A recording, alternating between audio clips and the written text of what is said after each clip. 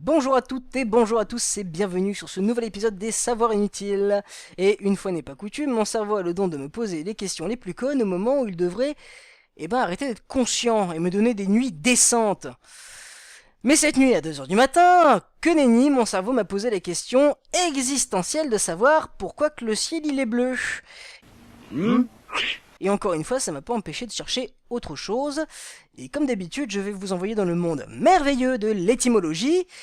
Vous vous souvenez, dans l'épisode 1, je vous ai parlé de l'origine du nom des Amériques.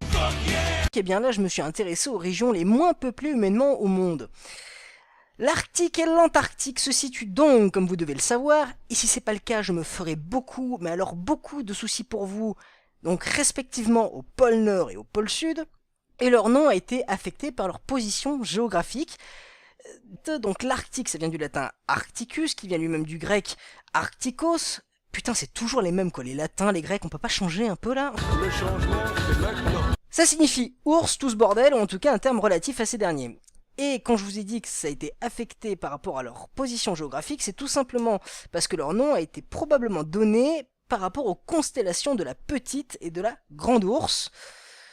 Ouais, c'est des constellations qui ressemblent à des casseroles, c'est ça, qui servent à rien, enfin si, ça pouvait servir à l'époque, mais en tout cas aujourd'hui c'est juste pour les astronomes amateurs. Et que donc, en Arctique, c'est là où on peut voir les constellations en question, à l'inverse de l'Antarctique, donc avec le préfixe ant qui signifie donc l'inverse, le contraire, etc., etc. Et une grosse coïncidence fait que, attention, en Arctique on peut voir des ours, des vrais, mais pas en Antarctique, parce qu'en Antarctique on peut voir plein de choses, hein, des étoiles de mer, des mouettes, des léopards de mer, des scientifiques et des manchots qui, rappelez-vous, ont des genoux. Нет, это нет.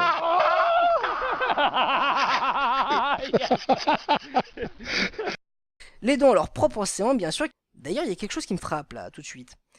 L'océan Indien s'appelle comme ça parce qu'il naît vers les Indes. L'océan Atlantique fait référence au mot latin Atlanticus, qui fait lui-même référence à Atlas, qui est un dieu qui soutient la voûte céleste chez les Grecs, et c'est aussi une chaîne de montagnes en Afrique du Nord. Mais pourquoi l'océan Pacifique s'appelle comme ça? Eh bien, parce qu'avant de s'appeler comme ça, il s'appelait l'océan septentrional. Ouais, c'est moche, on est d'accord. Et c'est Magellan, en 1520, qui lui donna ce nom après sa traversée de la Terre de Feu, partie de la Terre connue pour la violence de ses vents, et donc il l'appelait comme ça parce que le temps il fut plutôt clément, hein, et il a traversé un peu l'océan Pacifique au KLM, et il atteignit les Philippines en seulement 3 mois 3 mois. 3 mois. et 20 jours, sans scorbut, s'il vous plaît.